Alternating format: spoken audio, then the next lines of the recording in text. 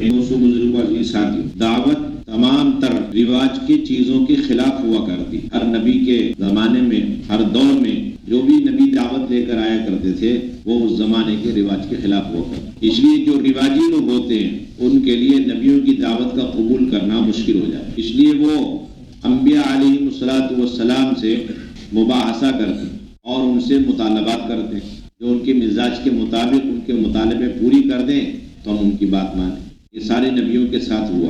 اور پھر جب انبیاء دعوت کو پیش کرتے ہیں تو ساری باطل طاقتیں اکٹھی ہو کر جمع ہو جاتی، مقابلے پر آ جاتی۔ عبادات کے مقابلے پر باطل کھڑا نہیں ہوگا، بلکہ دعوت کے مقابلے پر باطل کھڑا ہوگا۔ آپ کی عبادتوں پر دعوت کا مقابلہ ہے، بلکہ باطل کا دعوت سے مقابلہ ہے۔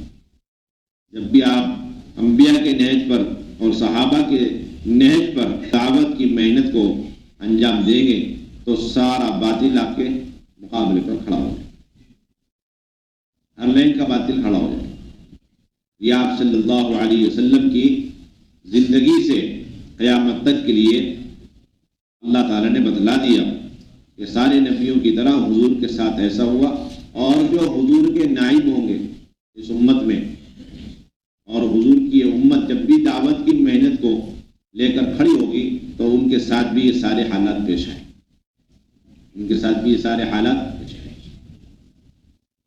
جتنی اذیتیں اور تکلیفیں حضور صلی اللہ علیہ وسلم اور حضرات صحابہ کو اس دعوت کے راستے میں پیش آئیں، قیامت تک اس امت کے ساتھ ہر دور میں، ہر زمانے میں وہ اذیتیں تکلیفیں پیش آتی رہیں۔ اللہ تعالیٰ کو جس طرح صحابہ کی دعوت پسند ہے، اسی طرح دعوت کے خاطر صحابہ کی وہ اذیتیں اور ان کو برداشت کرنا یہ بھی اللہ کو پسند ہے۔ اللہ تعالیٰ مجاہدوں کے ان نقشوں کو اور ان شکلوں کو قیامت تک بار بار دہراتے تھے۔ لوگ یہ کہہ کر کے میں نے چھوڑ دیتے ہیں کہ لوگ طرح طرح کی باتیں بناتے ہیں، طرح طرح کے مطالبے کر رہے ہیں اور مخالفتیں کر رہے ہیں۔ اس کام کی ترقی جتنی مخالفت میں اتنی موافقت میں نہیں، جتنی شدت کے ساتھ مخالفت ہوگی اتنی شدت سے یہ کام ترقی کرتا چلے گا۔ لوگوں کو اتفاق میں تو کام میں ترقی محسوس ہوتی ہے، لیکن اختلاف میں اور مخالفت میں کام میں ترقی محسوس ہوتی ہے۔ جس درجے میں مخالفت ہوگی باطل کی طرف سے اس درجے میں کام میں ترقی ہوتی چلی جائے۔ جب بھی کوئی سخت حال پیش آئے گا کام کرنے والوں پر، یقین کر لینا چاہیے کہ اس کے بعد اللہ رب العزت نبیوں کی طرح اور صحابہ کی طرح کام میں ترقی عطا فرمانے والا۔ جب بھی دروازے بند ہوتے ہوئے نظر آئیں گے، یقین کر لینا چاہیے کہ اب کوئی نہ کوئی اللہ رب العزت اس کام کے لیے راہیں اپنے غیب سے کھولنے والے، کشادہ کرنے والے۔ یہ حضور صلی اللہ علیہ وسلم کی پوری سیرت کا خلاصہ ہے۔ اور دعوت کے ساتھ یہ بات، عبادت کے ساتھ یہ چیزیں، آپ عبادت کرتے رہیں، اپنے معمولات انجام دیتے رہیں، اس پر یہ حالات پیش نہیں ہیں۔ اس لیے علماء نے لکھا ہے کہ عبادت کے ساتھ حالات کبھی آتے ہیں کبھی نہیں آتے، لیکن دعوت کے ساتھ حالات بڑے اہتمام کے ساتھ آتے، اس لیے کہ حالات کا جوڑ عبادت سے نہیں ہے بلکہ دعوت سے۔ اور عبادت سے اس لیے نہیں ہے کہ عبادات کے اوقات متعین ہیں اور وہ روٹین کے کام ہیں اور اس کا آدمی عادی ہو جاتا ہے، اور کبھی کبھار ان عبادات کا، نوافل کا اتنا عادی ہو جاتا ہے کہ اس کا مجاہدہ تک ختم ہو کر اس کا درجہ گھٹ جاتا ہے، اس کا مجاہدہ ختم ہو گیا، اس کا درجہ تک گھٹ جاتا ہے۔ لیکن دعوت کا معاملہ ایسے آپ جتنے دعوت کی محنت کو لے کے کھڑے ہوتے چلے جائیں گے اتنا دن بدن مخالفت اور دن بدن سخت سے سخت حالات کا، روزانہ نئے حالات کا سامنا اور روزانہ مجاہدہ بڑھتا جائے گا، اور اس کے بقدر اللہ تعالیٰ ہدایت کے فیصلے فرماتے چلے گا۔ اس لیے ساری اذیتوں کو، ناگواریوں کو، مخالفتوں کو حضور کی سیرت پہ پیش کرنا ہے۔ یہ بھی دعوت کا اصول ہے۔ ہم سارے اصول تو پڑھتے ہیں، سمجھتے ہیں، لیکن اس کام کے کرنے والوں پر حالات آئیں گے حضور جیسے، صحابہ جیسے، اور یہ اس کام کا اہم ترین اصول ہے اور کام کا اہم ترین حصہ ہے، اس کو لوگ بلاتے ہیں۔ اسی لیے لوگ چاہتے ہیں سہولتوں کے ساتھ کام کریں، اس کے ساتھ کام کریں، رواجی طریقوں کے ساتھ، سہولتوں کے ساتھ کام۔ آپ صلی اللہ علیہ وسلم کا یہ مزاج نہیں۔ آپ صلی اللہ علیہ وسلم خود چل کر کے جا کے سخت سے سخت، کٹر سے کٹر لوگ ہوتے تھے، سخت ترین دشمن تھے، لیکن ذرا سا اشارہ مل جاتا کہ ان کی طرف سے مطالبہ آیا ہے، اللہ کے نبی ان کی ہدایت کی حرص میں اور بے چینی کے ساتھ، بڑی امیدوں کے ساتھ فوراً ان کے پاس پہنچ جائے گا۔ حضور کا مزاج کرنا اس کام کے اندر، جس طرح عبادت کے انجام دینے میں انسان کے جسم کا کوئی بدل نہیں، اسی طرح دعوت دینے میں، اللہ کے بندوں تک اللہ کے پیغام کو پہنچانے میں انسان کے جسم کے علاوہ کسی کوئی اور چیز اس کا بدل نہیں۔ یہ خود اپنی ذات سے دین کی دعوت دینے کا مکلف ہے، نماز کی طرح۔ دو نبی ایک ہی وقت میں ایک ہی قوم کے پاس مبعوث ہوئے ہیں، حضرت عیسیٰ اور یحییٰ السلام، اور اللہ تعالیٰ یحییٰ علیہ السلام کو حکم دے رہے کہ آپ بنو اسرائیل تک چند باتیں پہنچا دیں، ایک جگہ اکٹھا بیت المقدس میں اکٹھا کر کے۔ ان سے جب تاخیر ہونے کا اندیشہ ہوا تو عیسیٰ علیہ السلام نے درخواست کی کہ میں جا کر وہ باتیں آپ کی طرف سے ان تک پہنچا دوں۔ اس پر یحییٰ علیہ السلام نے فرمایا کہ اگر میں نہ گیا اور آپ چلے گئے اور آپ نے جا کر یہ باتیں بنو اسرائیل تک پہنچا دی تو ایسا سنگین جرم ہے کہ اللہ تعالیٰ اس کے پاداش میں اللہ تعالیٰ مجھے زمین میں زندہ دھسا دے۔ پھر آپ کا کیا خیال ہے ان موبائل اور ان آلات کے بارے میں جو گناہوں سے بھرے ہوئے ہیں؟ کیا یہ دین کی دعوت پہنچانے میں انسان کا بدل بن سکتے ہیں؟ جتنے رواجی طریقوں سے دین کو پہنچانے کی کوشش کی جا رہی ہے، اس کے اندر اثر نہیں، بے اثر ہے، اس لیے کہ اس میں مجاہدہ نہیں، اور بے اجر ہے اس لیے کہ خلاف سنت ہے۔ اس لیے ہمیشہ حضرت مولانا الیاس صاحب، مولانا یوسف صاحب رحمۃ اللہ علیہ بار بار یہ فرمایا کرتے تھے، اپنے آپ کو اور اپنے کام کو رواجی طریقوں سے بچاؤ۔ رواجی طریقوں میں رواج کی ظلمت ہے، سنت طریقوں میں سنت کا نور ہے۔ اور جتنا آپ دین کی دعوت دینے میں باطل طریقے اختیار کریں گے اتنا باطل ترقی کرے گا، آپ کا دین ترقی نہیں کرے گا۔ دین تو ترقی کرے گا اسی طریقے پر جس طریقے پر قرن اول اور دور نبوت اور دور صحابہ میں دین پھیلا۔ دعوت کی سنت ہے۔ آپ صلی اللہ علیہ وسلم کفار مکہ کے بلانے پر گئے اور ان سے بہت ساری باتیں ہوئی، انہوں نے بہت سارے مطالبے کی۔ اب آخر میں انہوں نے چند باتیں اور بھی بڑی سخت باتیں کہیں، بہت سخت باتیں کہیں۔ چنانچہ انہوں نے یہ کہا کہ اب اگر آپ یہ ساری باتیں کرنے کو تیار نہیں جو ہم نے آپ سے اوپر ان کے مطالبے ہم نے اوپر کیے، تو آپ اتنا کریں کہ آپ اپنے لیے کچھ کر لیں۔ آپ ایسا کریں کہ اپنے رب سے درخواست کریں کہ وہ ایک فرشتہ بھیج دے جو آپ کی باتوں کی تصدیق کرے۔ آپ ہمارے آبا و اجداد کو زندہ کرنے کے لیے تیار ہیں جو آپ کی باتوں کی تصدیق کرے، تو آپ ایسا کریں، اپنے رب سے درخواست کریں کہ کوئی فرشتہ بھیج دے جو آپ کی باتوں کی تصدیق کرے اور وہ آپ کی طرف سے آپ کی باتوں کا ہمیں جواب دے۔ اور آپ اپنے رب سے یہ بھی مطالبہ کریں، آپ سے ہم نے درخواست کی کہ آپ اپنے رب سے کہیں کہ ہمارے لیے نہر کھود دیں، نہر چلا دیں، وہ پہاڑوں کو ہٹا دیں۔ آپ نے اس سے انکار کر دیا، چلے آپ اپنے لیے اپنے رب سے درخواست کریں کہ آپ کا رب آپ کے لیے باغات اور خزانے اور سونے چاندی کے محلات بنا کے دے دیں، اور آپ کو ان پریشانیوں سے نجات دے دے جس میں ہم آپ کو دیکھ رہے ہیں، جن پریشانیوں کا آپ سامنا کر رہے ہیں اس سے آپ کو بے نیاز کر دیں۔ وہ پریشانیاں یہ کہ آپ ہماری طرح بازار میں چل پھر کر کے روزی روٹی تلاش کر رہے ہیں، یہ کتنی بڑی پریشانی کی بات ہے۔ آپ درخواست کریں کہ وہ رب آپ کو اس پریشانی سے بھی نجات دے دے، تاکہ ان تمام باتوں کے ذریعے ہمیں معلوم ہو جائے آپ کا مقام مرتبہ آپ کے رب کے پاس کتنا ہے، اور یہ معلوم ہو جائے کہ آپ رسول ہیں جیسا کہ آپ کا دعویٰ ہے۔ تو آپ صلی اللہ علیہ وسلم نے ان ساری باتوں کو سن کر ان کفار مکہ سے کہا کہ میں یہ کام نہیں کر سکتا اور میں اپنے رب سے یہ باتیں مانگوں گا بھی نہیں، اور نہ ہی میں ان کاموں کے لیے تمہارے پاس بھیجا گیا، نہیں میں ان کاموں کے لیے تمہارے پاس بھیجا گیا، بلکہ اللہ رب العزت نے مجھے بشیر اور نذیر بنا کے بھیجا ہے، خوشخبری سنانے والا اور نافرمانوں کو ڈرانے والا۔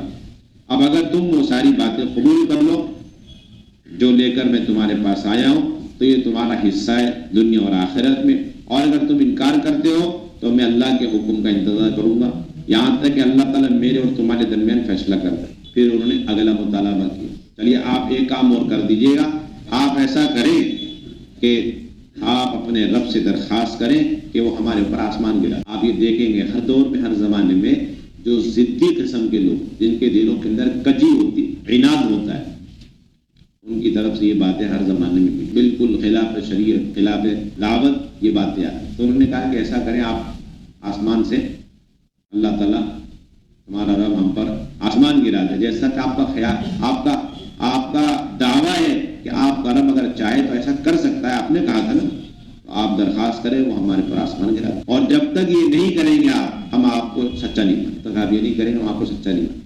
اس پر آپ صلی اللہ علیہ وسلم فرمایا یہ تو اللہ کے اختیار کی چیز ہے، اگر اللہ چاہے تو ہمارے ساتھ ایسا کر سکتا ہے، لیکن میں مطالبہ نہیں کروں اس چیز. اس پر انہوں نے اگلی بات یہ کہی، اے محمد یہ بتاؤ کہ آپ کے رب کو یہ پہلے سے معلوم تھا کہ ہم آپ کے ساتھ اس طرح مجلس کریں، بیٹھیں، آپ کے ساتھ ہماری ایک سیٹنگ اور ایک مجلس ہوئے گی اور ہم آپ سے اس طرح طرح کے سوالات کریں گے، طرح طرح کے مطالبات کریں گے. آپ کے رب کو معلوم تھا پہلے سے، تاکہ وہ پہلے سے آپ کو یہ ساری باتیں بتلا دیتا اور یہ سارے سوالات اور مطالبات کے جوابات آپ کو سکھلا دیتا.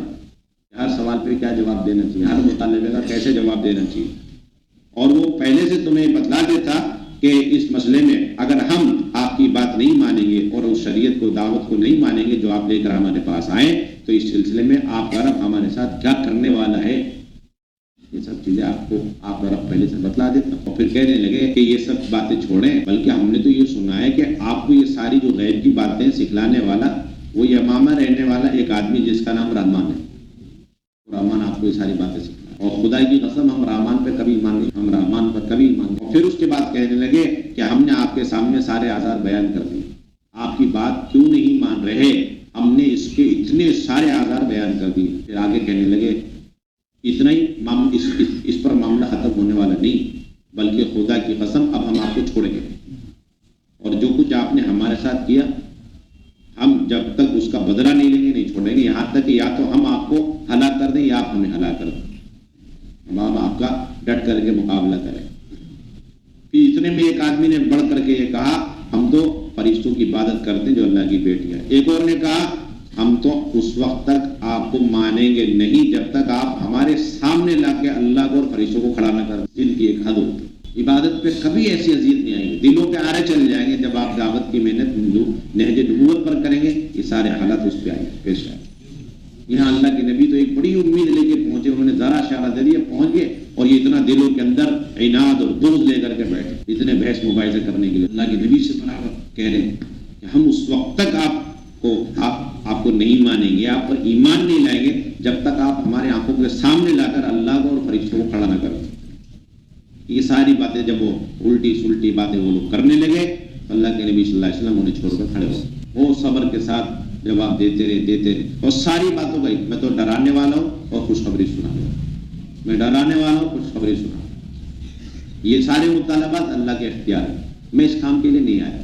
اللہ جب چاہیں گے وہ کریں گے تمہارے ساتھ. میرا کام تو دعوت پہنچانا. کتنے تحمل کی ضرورت، کتنے صبر کی ضرورت آپ کو. اس لیے قرآن مجید میں ہر جگہ دعوت کے ساتھ آپ کو صبر کی جو ہے تلقین ملے. 105 یا 10 جگہ پر اللہ تعالیٰ نے صبر کا حکم دیا، جس میں 20 جگہ پر براہ راست اللہ کے نبی کو حکم دیا آپ صبر کریں، صبر کریں، صبر. جب بھی دعوت دیتے تھے اللہ کے نبی غمگین ہو جاتا، فوراً اللہ تعالیٰ آیتیں اتار کے تسلی دی.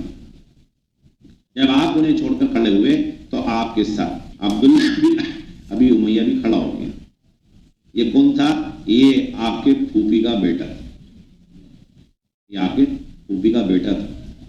اس نے کہا حضور کے ساتھ کھڑے ہو کر، پھوپھی کے ساتھ بھائی ہے، اس نے کہا کہ آپ کی قوم نے آپ کے سامنے بہت ساری باتیں پیش کی، بہت ساری باتیں پیش کری، بہت سارے کام کرنے کو آپ نے سب کو انکار کر دیا.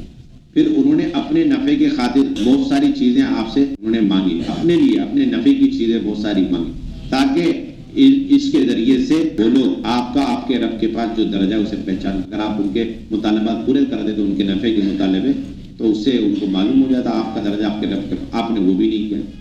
پھر انہوں نے آپ سے یہ درخواست کی کہ آپ کم سے کم وہ عذاب جلد لے کر کے آ جائیں جس سے آپ انہیں ہمیشہ ڈراتے رہتے تھے، جس سے آپ انہیں ہمیشہ ڈراتے. یہ تو ان کی بات. اب میری بات آپ سنیے کہ خدا کی قسم میں تو اس وقت تک اسی وقت آپ کو سچا مانوں گا جب آپ سیڑھی لگا کر کے آسمان پر چڑھنے لگے اور میں آپ کو دیکھ رہا ہوں. آپ سیڑھی لگا کر کے آسمان تک سیڑھی لگائیں اور اس پہ آپ چڑھے اور میں اپنی آنکھوں سے دیکھ یہاں تک کہ آپ آسمان میں پہنچ جائیں اور پہنچ کر پھر وہاں سے جب آئیں تو آپ کے ساتھ ایک کھلی کتاب بھی ہو اور 4 فرشتے ساتھ میں آئیں اور آ کر کے وہ گواہی دیں آپ کے حق میں کہ آپ یعنی آپ وہی نبی ہیں جیسا کہ آپ کا دعوی کتاب بھی نہیں، اور 4 فرشتے آئیں جو آپ کے حق میں گواہی دیں کہ آپ نبی۔ اور پھر آگے اس نے جو عجیب جملہ کہا، اس نے یہ کہا خدا کی قسم میرا تو یہ خیال ہے کہ اگر آپ یہ سب بھی کر دیں تب بھی میں آپ کو نہیں، سب بھی آپ کر لیں تب بھی میں آپ کو نہیں پاؤں، میرا تو اپنا خیال ہے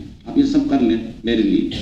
آسمان تک سیڑھی لگا کر چڑھنے لگے، میں آپ کو دیکھتا ہوں اور آپ آسمان میں پہنچ جائیں، پھر وہاں سے واپس آئیں تو آپ کے ساتھ کھلی کتاب ہو اور 4 فرشتے آئیں اور وہ آ کر آپ کے حق میں آپ کے سچے ہونے کی گواہی دے دیں، بھی میرا تو خیال ہے کہ میں آپ کی بات یہاں پر ایمان نہیں لا سکتا۔ آپ صلی اللہ علیہ وسلم یہ کہہ کر وہ وہاں سے حضور کو چھوڑ کے پلٹا اور اللہ کے نبی بھی اپنے گھر والوں کے پاس آئے اور بڑے غمگین، بڑا افسوس 2 وجہ سے ہو رہا تھا۔ ایک تو اللہ کے نبی جو ان کے ہدایت کی لالچ، حرص اور تمنا لے کر امیدیں لے کر گئے تھے، وہ امید پوری نہیں ہوئی، اور دوسرا یہ ہے کہ ان کی باتوں سے اللہ کے نبی کو معلوم ہو رہا تھا کہ یہ دن بدن مجھ سے اور میری دعوت سے دور ہوتے جا رہے ہیں۔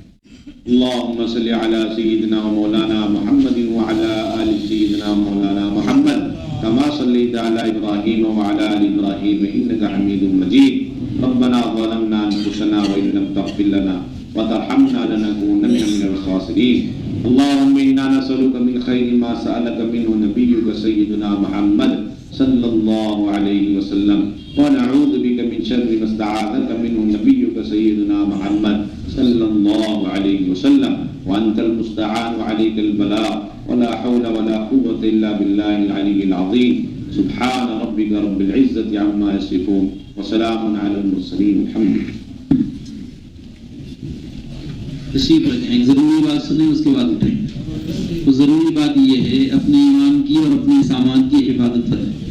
ایمان بنے گا دعوت سے، جتنا ایمان کی دعوت دی جائے گی اتنا ایمان بنے گا۔ حسن خاتمہ کے لیے سنتوں کی پابندی کے ساتھ یہ دعائیں مانگی جائے، اللہ ہم سب کا خاتمہ بالخیر فرمائے۔ سامان کی حفاظت میں خود ہی اپنی سامان کی حفاظت فرمائیں۔ فجر کی نماز سے پہلے معمولات سے ضروریات سے بھی فارغ ہو جائیں۔ مسجد میں موٹا کپڑا بچھائے بغیر